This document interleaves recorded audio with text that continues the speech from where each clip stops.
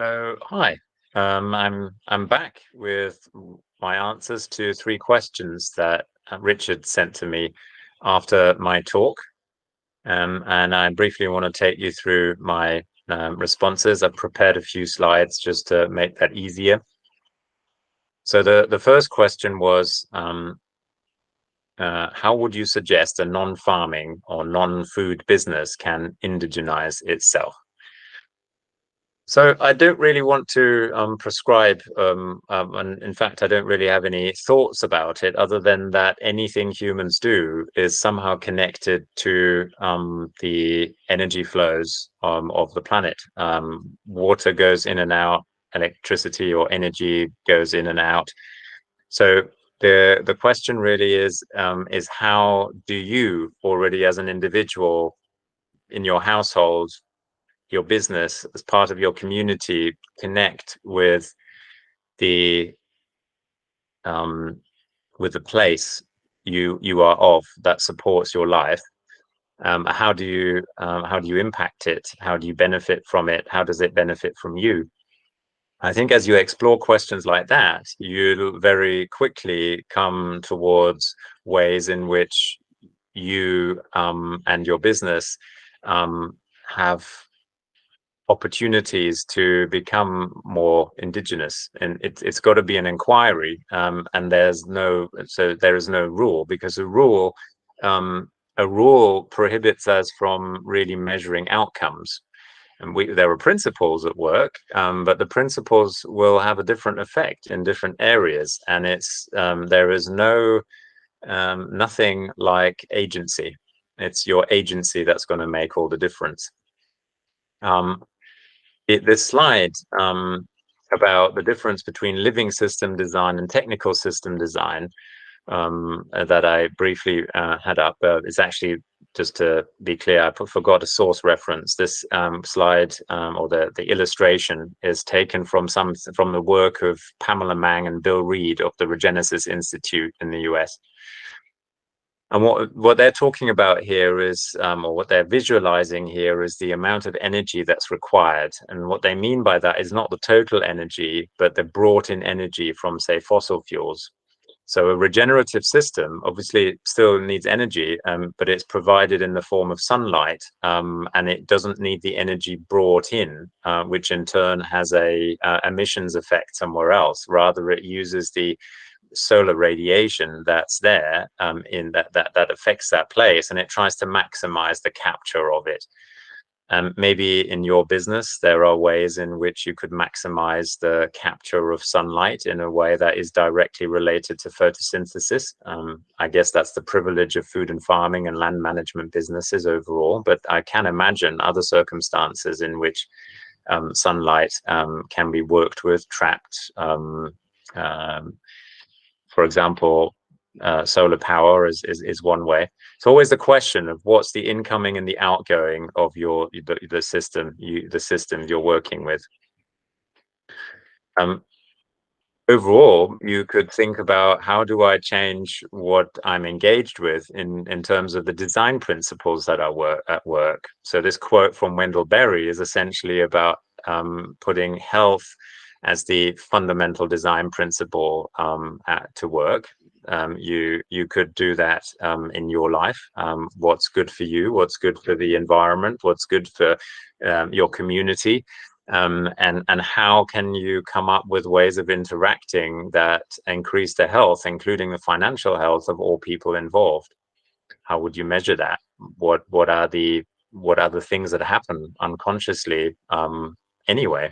Where have you got agency? That would be a way of exploring that. I explored this a little bit in a piece I wrote called Farming Smarter, the Case for Agroecological Enterprise, which was published by the Food, Farming and Countryside Commission, where amongst other things, I wrote about the potential symbiosis of economy and ecology. And what I was trying to show here is, much like there's a difference between technical or industrial systems and living systems. There's a difference between the economic effects of an industrialized system, which is about hyper specialization and its turnover or yield based, or what the economists call gross value production. In a regenerative system, we over on the left of this, we're moving towards a value add or profit oriented approach, which and the irony of it is that the more value add you're oriented, the lower you want your operating costs and infrastructure costs, etc., to be. So you're going to work with what's already there, with the sunlight, with the water, with the biological diversity that presents itself without your doing. And you want to connect those. So there's going to be a little bit of doing. And it's a question of how energy intensive is that doing and so forth. But you're essentially working with a connection of diverse layers, so biological diversity in farming, and then you are building that into an anti-fragile ecosystem, meaning it's not going to respond to negative impact in a negative way. Anti-fragile means that it can not only withstand or be resilient, but rather it even flourishes when it has negative impact. And that's quite hard to imagine, because that's usually what we defend against. So, but the stimulation I'm trying to offer here is that there are ways of maximizing profit by working with natural flows, as opposed to trying to engineer the flows against gravity, against what's natural. And that might be a way in which you find yourself becoming more indigenous.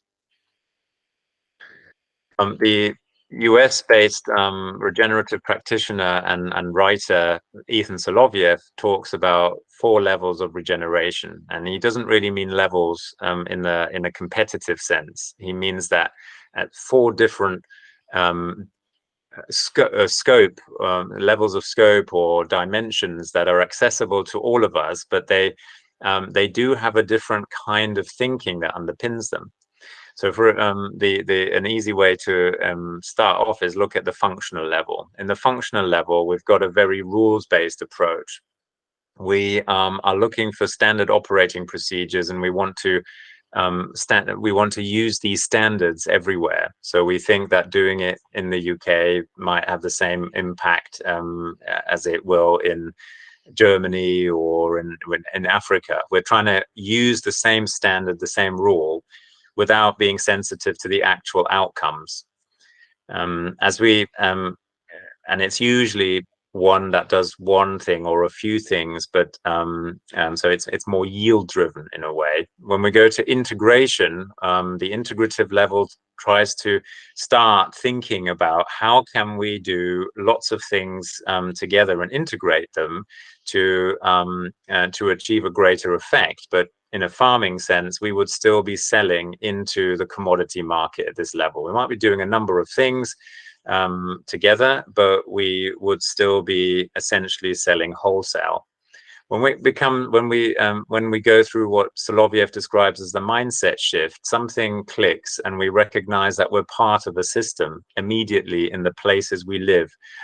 And that's no longer compatible with selling into everything we have into a commodity market.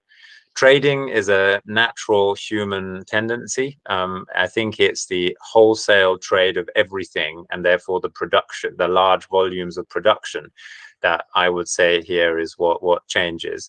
You're recognizing your connections to other people in your community, and how your community is larger than humans. Your community is made up of other living creatures, and they have a real relationship with you, whether you're aware of it or not. And you're building out your enterprise, your community into that place. You recognize many more opportunities. And evolutionary is sadly possibly not attainable for any of us within our lifetime, because we don't have the benefit of generations of knowledge that we have inherited and that we will give forward to. Although, of course, my hope is that we can learn to give forward, and that we may be a generation that creates a new kind of indigenous being that will be one day the ancestors of another future. And so this is sometimes referred to as the 7 generations principle of indigenous people, where they think in terms of their decision making about the long-term impact that they will have and that was had on them, and how things relate, not just in the here and now, but in a long time frame. So I hope that was useful. I'm going to move on to the next question, which is about the scale that I mentioned. We wanted to go from one farm and hundreds of acres to 60,000 acres. I said 6 regions, 10,000 acres each.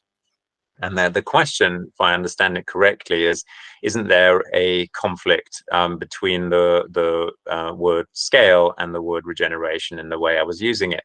And I would say you're absolutely right if we were using the word scale in the industrial sense, which of course ultimately leads to monoculture.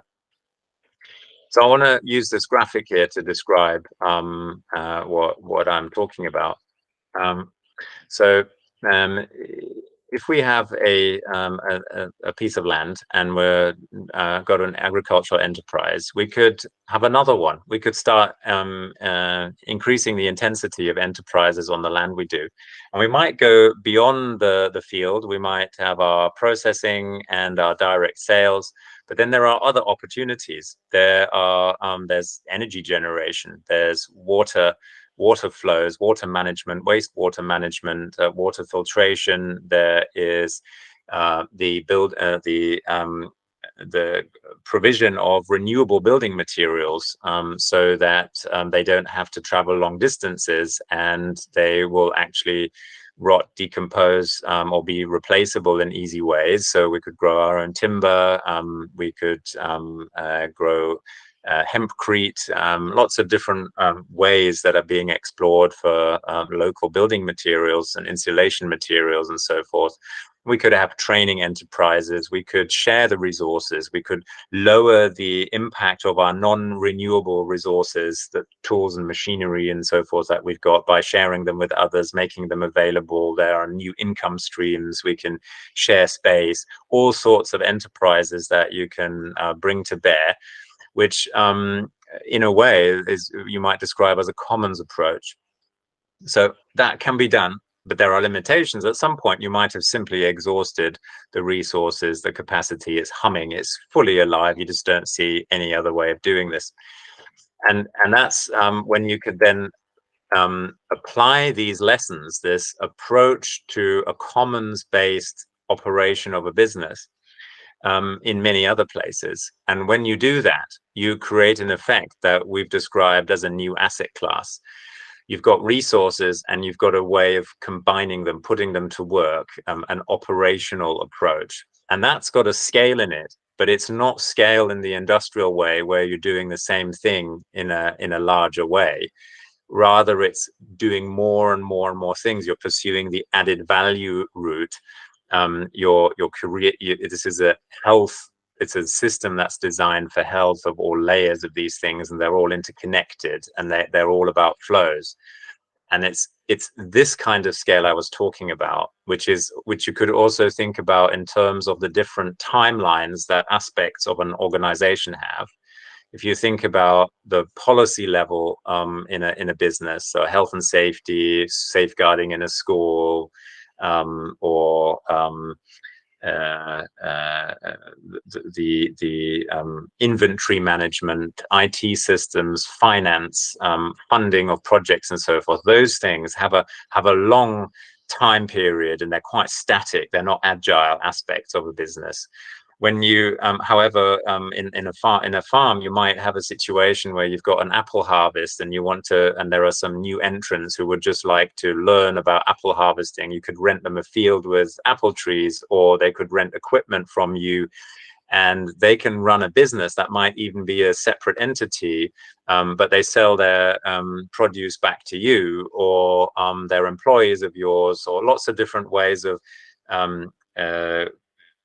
coordinating activity. That's the thing, is it's not one size fits all. Rather, it's about the coordination. New Foundation Farms is about the coordination of activity to pursuing health of all those involved. And there'll be different kinds of contracts, different kinds of projects in different communities.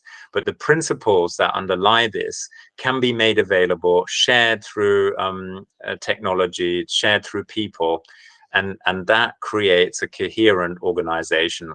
And I hope that that's somewhat helped in answering your question, or at least prompted some avenues, or maybe even more questions. Please let me know. Final question. How do you plan to share your software with other farmers across the UK? I take it that this is a question about the balance between open source and intellectual property. So we're not an intellectual property company. We don't believe in that kind of thing. We believe in open source and sharing, but we also believe in the benefits of having a first mover advantage, given the amount of time, effort, and personal expense and sanity that we've poured into this. So we will be making this available in many different ways, through training courses, through simply making the data available, through podcasts that we've already started. They're being launched literally as I speak on different platforms. There are all sorts of ways. People will visit, people will come and do internships. People can just hang out, people can ask us, and within the scope of legal limitations, data regulations, and anything else we need to consider, we're an open book, under the condition that we get to properly explore and implement this first. And the benefit for you is that we'll make all the mistakes, and you can then get a more finished articulation of things. And we get the benefit of acting on our work first. And another way of sharing would be to watch out for our employment ads, which will be going out soon. And you could join the team and learn from us then. We very much have this idea that we think about what will happen when people leave New Foundation Farms, which will happen. And we would like them to consider themselves NFF alumni, people who have been at New Foundation Farms and learned so much, and it's set them up for what they want to do now.